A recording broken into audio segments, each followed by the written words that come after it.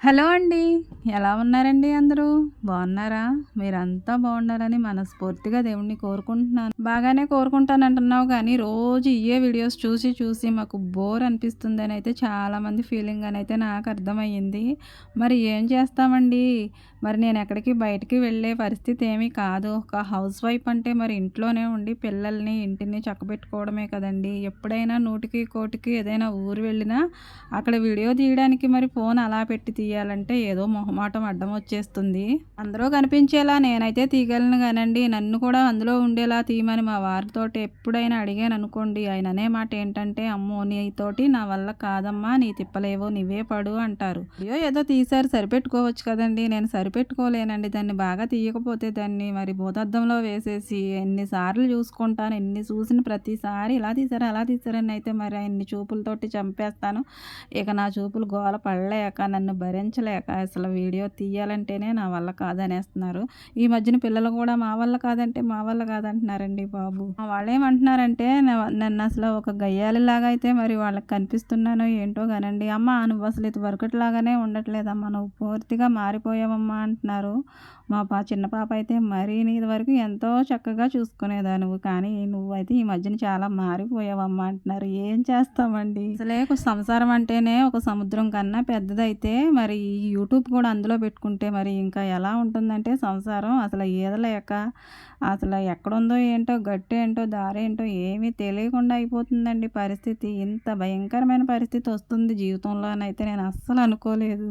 ఎంత భయంకరమైన పరిస్థితులొచ్చినా మనం వాటిని ఎదుర్కొంటూ వెళ్తే ఇక ఏదో ఒక రోజున మరి దానికి తగిన పరిష్కారం అయితే దొరుకుతూ ఉంటుంది గదండీ!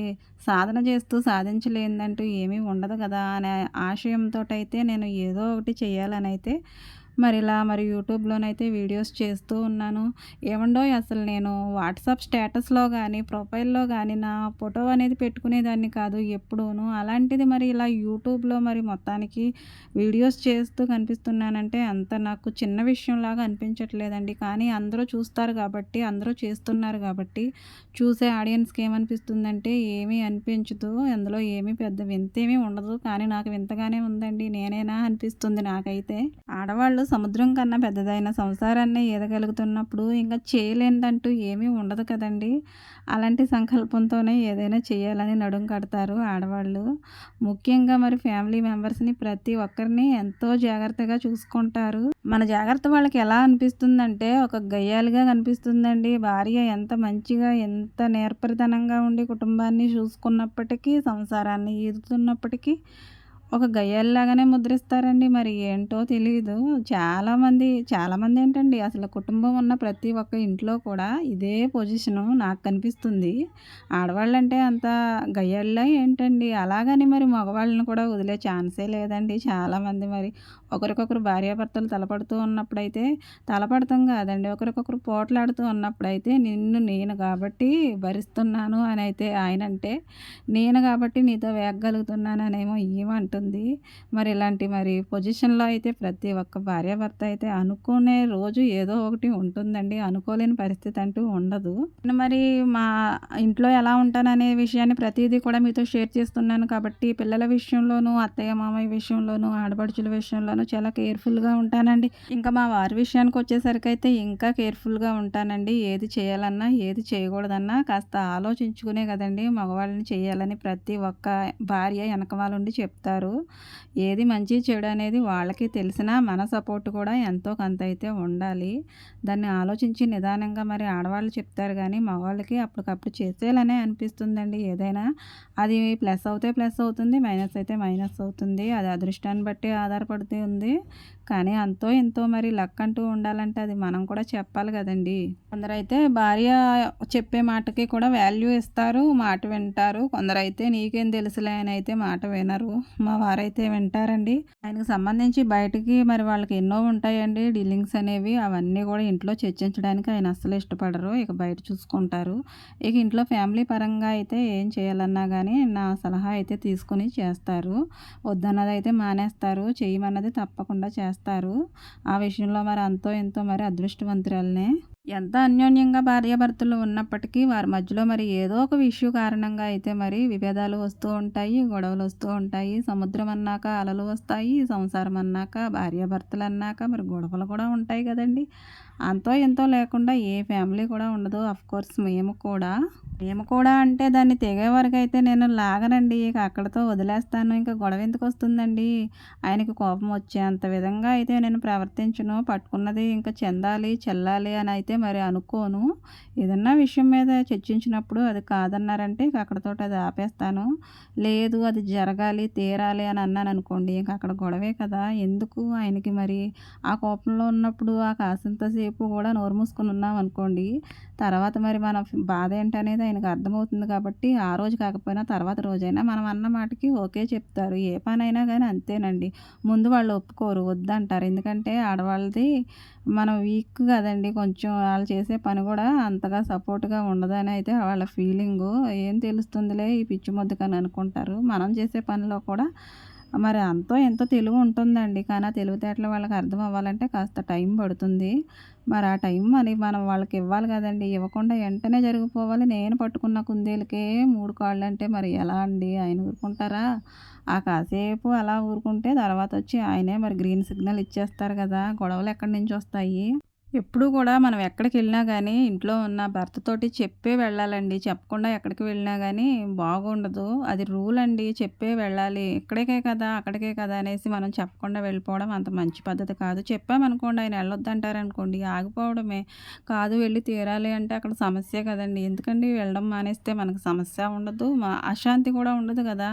మనశ్శాంతిగా ఉండాలంటే మరి ఆయన చెప్పినట్టు వినాలి గదండీ. ఆయన ఎక్కడికెళ్ళమంటే అక్కడికి వెళ్ళొచ్చు. పర్మిషన్ తీసుకోవాలి. అది ఈవెన్ కొట్టు దగ్గరికెళ్ళాలన్నా ఆయన పర్మిషన్ తీసుకొనే వెళ్ళాలి. ఎందుకంటే ఆయన భర్త హోదాలో ఉన్నాడు కాబట్టి, మనం భార్యం కాబట్టి ఆయన చెప్పిన మాట వినాలి. ప్రతీదీ వింటుంది గదా అనేసి ఒక్కొక్కళ్ళైతే మరి భార్యని పుట్టింటికి వెళ్ళడానికి కూడా ఒప్పుకోరండి ఒక్కొక్కసారి. ఆ విషయంలో అయితే చాలా బాధగా ఉంటుంది. నాకంటే అలాంటి పరిస్థితి లేదు గానీ, కొందరిని చూస్తుంటే నాకు బాధనిపిస్తుంది. అమ్మ వాళ్ళ ఇంటికే గదండీ వెళ్తానని అడుగుతుంది. కానీ అక్కడికి కూడా వెళ్ళనివ్వరు. అంతా బాగానే ఉంటుంది. కానీ అమ్మ వాళ్ళ ఇంటికెళ్తానంటే ఏంటో కొందరు ఒప్పుకోరు. మరి వాళ్ళ ఇష్టం వాళ్ళదిలేండి. మనమేం చేయగలం. కానీ భార్య లోబడి అంతా గూడా తనకు నచ్చినట్టే చేస్తుంది గదండీ! అమ్మ వాళ్ళ ఇంటికి వెళ్ళడానికి కూడా కాస్త పర్మిషన్ ఇస్తే ఇంకా హ్యాపీగా ఉంటుంది గదా! అని ఎందుకు ఆలోచించరో ఏంటో మరి. ఒక ఆడ, మగ మరి ఎక్కడో పుట్టి పెరుగుతారు. పెళ్ళనే బంధంతోటి ఒక్కటవుతారు. వాళ్ళ మనసులు అప్పటి వరకు వేరుగా ఉన్నా గానీ పెళ్ళనే బంధంతోటయితే ఒకటే అయిపోతాయండి. శరీరాలు కూడా ఒకటే అయిపోతాయి. కానీ మాటలు మాత్రం 2 రకాలుగా ఎందుకండి మాట్లాడడం? ఒకే మాటొస్తే ఎంత బాగుంటుంది. అంతా ఒకటే కదా! మరి భార్యాభర్త తేడా లేకుండా ఒక్క మనసుతోటే గదండీ బ్రతుకుతారు. నిజంగా మరి భార్యని ప్రేమించి, ఇష్టపడి మరి జీవితాన్ని అలా వెళ్ళబుచ్చాలనుకున్న భర్త గానివ్వండి, నా భర్తే సర్వస్వం ఇంకా మేమిద్దరం ఒకటే కదా అని అనుకునే భార్య గానివ్వండి, మరి ఇద్దరు కూడా అభిప్రాయాలు ఒకటే అయినప్పుడు అలా మరి కొత్తలో అయితే ఉంటారండి. ఉండగా 2, 3 సంవత్సరాలు ఉంటారు. నాలుగో సంవత్సరం, ఐదో సంవత్సరం అలా రన్నింగ్‌లో ఉండేటప్పటికైతే మనస్పర్ధలొచ్చేస్తాయి. మరి వేరు అయిపోతానికి ఇంకా రెడీగా ఉంటారు. ఎందుకలా జరుగుతుందో నాకు అర్థం కాదండి. ఒకటే మనసుతో ఉండాలని అయితే మరి ఎవరు అనుకుంటారండి? ఎవ్వరు అనుకోరు. ఫస్ట్‌లో ఉంటారు. మరి ఆ కొత్తదనం అలాగ అనిపిస్తుందో ఏమో! అలా రోజులు గడుస్తున్న కొద్దీ మరి రోజులతో పాటే మరి మనుషులు కూడా పాతికిల్లిపోతాయి. మనసులు కూడా పాతికిల్లిపోతాయి. ఇక ఒకళ్ళ అభిప్రాయం అంటే ఒకళ్ళకి గౌరవం ఉండదు, మర్యాద ఉండదు. నువ్వెంత అంటే నువ్వెంత. ఇక ఇల్లు ఎలా ఉంటుందంటే ఇక దెయ్యాల కొంప అయిపోతుందండి. దీనంతటికి కారణం ఏంటంటే మనం ఒకరి మీద ఒకళ్ళు అజమాయిషీ చేసుకోవాలని చూడడమేనండి. ఆయన మాట నేనెందుకు వినాలనేమో భార్య, భార్య మాట నేనెందుకు వినాలనేమో భర్త. ఏవండీ వింటే ఏం పోతుందండి? మీ భార్యే కదా! మీ భర్తే కదా! వింటే ఒకళ్ళకొకళ్ళు లోబడి ఉంటే మీ సంసారమే కదా బాగుంటుందని ఎందుకు అనిపించదండి అసలు? ఏదైనా విషయం మీద మరి సంసారం అన్నాక ఎప్పుడోకప్పుడు మరి గొడవ అయితే వస్తుందండి. ఏదో ఒక విషయానికి మన మీద నోరు జారొచ్చు ఆయన. లేదంటే మనమే ఆయన మీద నోరు జారొచ్చు. ఆ టైంలో మరి అవతల వాళ్ళు కాస్త కంట్రోల్ చేసుకున్నారనుకోండి ఒక్క నిమిషం, అంత గొడవ ఏమీ ఉండదు. సద్దుమణిగిపోద్ది. అలా కాకుండా నన్ను నువ్వెందుకు అనాలి? నీకు అంత ధైర్యం, అంత అధికారం ఎక్కడి నుంచి వచ్చిందనేసి మరి ఆయన మీద మనం రివర్స్ అయినా, మన మీద ఆయన రివర్స్ అయినా అక్కడ ఎలా ఉంటుందండి అసలు? ఒక్క 5 నిమిషాలు మనం నోరు మూసుకొని మెదలకుండా ఉన్నామనుకోండి, అసలు ఎలాంటి సమస్య ఉండదు. ఆయనే తిట్టుకునే ఉంటారు కాసేపు. మనం మౌనంగా ఉన్నామనుకోండి, ఎన్ని తిట్టినా ఈ మొద్దు ఇంతే కదా అని మరలా తిట్టడానికైతే ఆయన చూడరు. మనం కూడా అంతేనండి. మనం రెచ్చిపోతున్నామని ఆయన కూడా రెచ్చిపోయారనుకోండి, కొంతమంది మగవాళ్ళైతే చాలా సాధుగుణంతోటి ఉంటారు. చాలా ఓపికగా భరిస్తారండి భార్యని. అలాంటి వాళ్ళకి చెయ్యెత్తి దండం పెట్టొచ్చు. కానీ కొంతమంది ఉంటారు మరి పట్టుకొని ఇరక్కొడతారు. అంత సహనం, ఓపిక అందరికీ ఉండదు. ఓపికగా ఉన్న వాళ్ళని ఇంకా పరీక్షించడం అంత మంచిది కాదండి. మనం ఆడవాళ్ళమైనప్పటికీ ఆయన నెత్తి మీద ఎక్కి కూర్చోవాలని మరి వాళ్ళని ఎన్నో మాటలు అంటూ ఉంటామండి. ఎంత నెత్తెక్కించుకుంటే మాత్రం అన్ని మాటలు ఆయన పడవలసిన అవసరం ఆయనకేంటండి? మన మెడలో తాళి కట్టాడనే ఒక్క చిన్న అలుసే కదండీ మనం రెచ్చిపోవటానికి కారణము. ఒక్క నిమిషం మరి ఆ విషయాన్ని ఆయన పక్కన పెట్టారనుకోండి, అసలు మన పరిస్థితి ఎలా ఉంటుందనేది ఆలోచించుకుంటే మనం ఆయన్ని అనడానికే చూడము. సహనంగా, శాంతంగా ఉన్న వాళ్ళని అలాగా ఉండనిస్తే చాలా మంచిదండి. వాళ్ళని ఎందుకండి లేనిపోని మాటలతో రెచ్చగొట్టి అనవసరంగా వాళ్ళలో రాక్షసులు లేకపోయినా కానీ రాక్షస గుణాన్ని కలిగించిన వాళ్ళం అవుతాం కదా! మంచిగా ఉన్న వాళ్ళని అలా మంచిగానే మనం నడిపించుకుంటూ వెళ్ళామనుకోండి, లైఫ్ చాలా బాగుంటుంది. అంతేగాని మనం లేనిపోని మాటలతోటి చిరాకు పరాకులతోటైతే మరి మంచిగా ఉన్న వాళ్ళని కూడా రాక్షసులుగా మార్చే పరిస్థితి తెచ్చుకోకూడదని అయితే నా ఉద్దేశం. కొంతమంది ఆడవాళ్ళైతే నేనెందుకు పడాలి, నేను మరి అంత తీసుకొచ్చాను, ఇంత తీసుకొచ్చాను, నీకు రెవెన్యూ అనేసి అయితే మరి వాళ్ళు అంటూ ఉంటారు. రెవెన్యూ అంటే మరి అదేనండి కట్నం. ఇక అది తీసుకెళ్ళిపోయామని మనం ఆడిచ్చినట్టల్లా వాళ్ళు ఆడతారండి. అక్కడ మగోళ్ళు కదండి ఉన్నది. మనం పరిస్థితిని అర్థం చేసుకోవాలి కదా! మనం ఎంత తీసుకెళ్ళినా మగవాళ్ళు కిందే ఉండాలి కానీ వాళ్ళ నెత్తి మీదకి ఎక్కి కూర్చోవడానికైతే లేదు. ఒకవేళ ఆయన కూర్చొని ఇచ్చారనుకోండి, ఆ సింహాసనాన్ని మనం కిందకి మరి తోసేసుకోవాలని అయితే ఎప్పుడూ కూడా అనుకోకూడదండి. ఆయన ఎంతో ప్రేమగా మనకి కట్టించిన సింహాసనాన్ని మన చేతులారా మనమే కూల్చుకోవడం మన మూర్ఖత్వమే అవుతుంది. అంటే అసలు నిజంగా ప్రేమించే భార్యకి ఒక కిరీటమేనండి. మనకంటూ ఒక గుర్తింపు వచ్చేది మన భర్త వల్లే కదండి. మనకంటూ పెళ్లి వయసు వచ్చే వరకు తల్లిదండ్రుల సంరక్షణలో ఉండడం ప్రతి ఆడపిల్ల యొక్క లక్షణము. కానీ ఎంతవరకు ఉంటామండి? ఒక 20 సంవత్సరాలు ఉంటామేమో, ఒక 25 సంవత్సరాలు ఉంటామేమో. ఆ పైన మరి ఇంకొకళ్ళ నీడలోకి వెళ్ళవలసిన పరిస్థితి అయితే వస్తుంది. డాటర్ ఆఫ్ నుంచి మనం అప్పుడు వైఫ్ ఆఫ్‌లోకి అయితే మారిపోవాలి. మనకంటూ ఒక గౌరవ సూచకం ఏంటంటే ఒక శ్రీమతి అనే బిరుదొస్తుంది. మరి అంత మంచి బిరుదైతే మనకి మన భర్త వల్లే కదండీ లభిస్తుంది. మనం అలా రోడ్డు వెంట నడుచుకుంటూ వెళ్ళామంటే మన పక్కన మనకి మంచి హోదాలో అయితే మన భర్త అలా వెళ్తూ ఉంటే ఆయన పక్కన నిలబడితే అసలు అది చాలదండి మనకి సమాజంలో గౌరవం రావడానికి. ఇంకా ఏం కావాలండి మనకి అంతకు మించిన ఆనందం. నాకైతే మా వారి పక్కన అలా వెళ్ళడం అయితే జీవితానికి అది సరిపోద్దనుకుంటానండి. ఆ రోజున అలా వెళ్తే ఎప్పుడో గాని అలా వెళ్ళడం కుదరదు. ఒకవేళ వెళ్ళవలసిన పరిస్థితి వస్తే ఆ రోజు మరి నా ఆనందానికి అంతుండదు. మన భర్త ఏ పని చేసినా గానీ మనకది గౌరవమేనండి. ఆయన చిన్న పని చేస్తేనేమో ఆయన వెంట నడిచి వెళ్ళడానికి కొందరు ఒప్పుకోరు. అదొక నామోషీలా ఫీల్ అవుతారు. కానీ భర్త ఒక పొజిషన్‌లో ఉంటే ఆయన వెంట వెళ్ళడానికైతే మరి అస్సలు మరి సిగ్గనేది అనిపించదు. ఎందుకంటే ఆయన మంచి హోదాలో ఉన్నాడు కాబట్టి. వెనకటికి ఎవరో మరి రాజుని చూసిన కళ్ళనంట మొగుడిని చూసి మొత్తుకుందంటండి.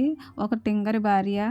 భర్త ఎలాంటి పొజిషన్‌లో ఉన్నాడనేది ముఖ్యం కాదండి. మనం ఆయన్ని ఏ విధంగా మరి సమాజంలో నిలబెట్టి గౌరవంగా మరి చూసుకుంటున్నాం అనేదే ముఖ్యము. మనం ఇచ్చే గౌరవ మర్యాదలకే సమాజంలో ఆయనకంటూ ఒక గుర్తింపు వస్తుందని అయితే ప్రతి ఒక్క భార్య కూడా గుర్తుంచుకోవాలి. మన వల్ల ఆయనకి గౌరవం వస్తుంది. ఆయన వల్ల మనకి గౌరవం వస్తుంది. కాళ్ళకి పెట్టుకునే సుట్లు, మెడలో వేలాడే మరి పసుపు తాడు, అలాగే నల్లపూసలు మరి ఒక ఇండియన్ ఉమెన్‌కి అంతకు మించిన గౌరవం ఇంకా ఏముంటుందండి? అవన్నీ రావాలంటే ఒక భర్త వల్లే కదండీ సాధ్యము. మనకు మనం వేసేసుకోగలమా పెళ్ళవ్వకుండా? అవన్నీ కూడా ఏసుకోలేం కదా! అని ఆడపిల్లకి అన్నీ అలంకరణే కావచ్చు కానీ ఒక తాళిబొట్టు, నల్లపూసలు, మెట్లు అనేవి జీవితానికి భర్త వల్ల మాత్రమే వస్తాయండి. అది అలంకరణ కాదు, ఆభరణం కూడా కాదు. ఒక హోదా అని అయితే నా అభిప్రాయం అండి. ప్రపంచ సుందరి పోటీల్లో పాల్గొన్న వాళ్ళైతే మరి ఎవరో ఒకళ్ళు చాలామంది పాల్గొంటారు కానీ అది కిరీటం అనేది ఒకళ్ళకే దక్కుతుందండి. అంత వజ్రాలతో పొదగబడిన అంత అందమైన కిరీటం ఒకళ్ళ సొంతం అవుతుంది. మరి అంత అందమైన కిరీటాన్ని పొందిన ఆమె ఇంకా అందగత్తెనైతే మరి ప్రపంచానికి తెలియజేస్తారు. కానీ నా దృష్టిలో మరి అంత అందమైన కిరీటం అంటే భర్తతోనైతే సమానమండి నాకైతే. మరి అంత అందమైన కిరీటాన్ని పెట్టుకున్న ఆమె ఎంత మురిసిపోతుందో నాకు తెలీదు గానండి. భర్త నా వెంట ఉంటే నాకు ఆ కిరీటం పెట్టుకున్న ఆమె కంటే కూడా ఎక్కువ ఆనందం అండి. ఎందుకంటే భర్త రూపాన్ని నేను ఆ కిరీటంలోనే చూస్తాను. ఎందుకంటే తలపైన ప్రతి ఒక్క స్త్రీకి కూడా భర్త అనే ఆయన ఒక కిరీటం లాగా ఉండాలండి. ప్రపంచ సుందరి పోటీల్లో కిరీటం వచ్చినా రాకపోయినా పర్వాలేదు కానీ ప్రతి ఒక్క ఇండియన్ స్త్రీకి భర్తే కిరీటం అండి. భర్తనే ఆరాధించే ప్రతి స్త్రీ కూడా ఆ విధంగానే అనుకుంటుందండి. కానీ తను తిన్నా తినకపోయినా మరి పిల్లలకు వండి పెట్టుకుంటుంది. మరి భర్త కడుపు చూసి మరి టైంకైతే అంత అన్నం పెడుతుంది. తల్లిలా మరి ఎంతో ఆదరిస్తుంది. తల్లి తండ్రి మరి ఒక 10 సంవత్సరాల కొడుకుని మరి అత్తారబత్తంగా చూసుకుంటారు. తర్వాత భార్య చేతిలో పెడతారు. మరి అప్పటి నుంచి మరి బ్రతికినంత కాలం కూడా ఆమె చేతుల మీదే కదండి ఆయనకి ఫుడ్ అయినా మరి ఏదైనా. మరి అలాంటప్పుడు భార్య మాటకు కూడా అంతో ఎంతో మరి ఇలువ ఇవ్వాలి కదండి, గౌరవం ఇవ్వాలి కదా. భార్య ఎంతగానో మరి నెత్తి మీద పెట్టుకున్నప్పుడు భర్త కూడా అందులో మరి అరసకమైన మరి భార్య మీద ప్రేమ ఉంచాలి కదండి. ఒక్కొక్కళ్ళు అంటారు, అబ్బో మా ఆవిడ మహా గయ్యాలండి అని. కానీ ఒక్కొక్క ఆవిడ అంటుంది, అమ్మో మా ఆయనతో వేగడం అస్సలు నా వల్ల కాదని అంటుంది.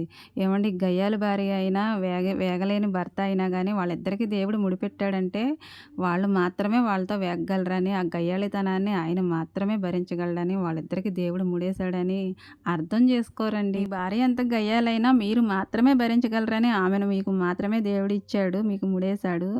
అలాగే మీ భర్తతో మీరెంత వేగలేకపోయినా ఆయనకు మీరే సూట్ అవుతారని దేవుడు మీ ఇద్దరికి మాత్రమే బంధాన్ని అలా ఏర్పరిచాడండి. మీ భార్య ఎంత గయ్యాలైనా మీరు భరించవలసిందేనండి. ఎందుకంటే ఆమె గయ్యాలితనాన్ని మీరు మాత్రమే తట్టుకోగలరని దేవుడు ఆమెను మీకు ఇచ్చాడనమాట. సిస్టర్స్ వింటున్నారా? మరి మీ భర్త ఎంత మిమ్మల్ని వేగనివ్వకపోయినా, ఎంత మాట వినకపోయినా ఆయన్ని మీరు మాత్రమే భరించగలరని మీకు ఆయన్ని ఇచ్చేసాడండి గిఫ్ట్గా. ఇక భరించక తప్పదండి. గుడిసెలో ఉండే తాతని మామని చిన్నప్పుడు చూసినప్పుడైతే రోజు ఏదో ఒకటి తిట్టుకుంటూనే ఉండేవారండి. కానీ కలిసే ఉండేవారు. తిట్టుకుంటాం మానేవారు కాదు, కలిసి ఉండడం మానేవారు కాదు. దాన్ని బట్టి నేను ఒకటి అర్థం చేసుకున్నానండి, భార్యాభర్తలంటే ఇవన్నీ ఉంటాయన్నమాట, కలిసి ఉండడం తప్పదని. వీడియో నచ్చితే లైక్ చేయండి, తప్పకుండా నా ఛానల్ని సబ్స్క్రైబ్ చేసుకోండి. మీకు కనుక నచ్చితే థ్యాంక్ యూ ఫర్ వాచింగ్.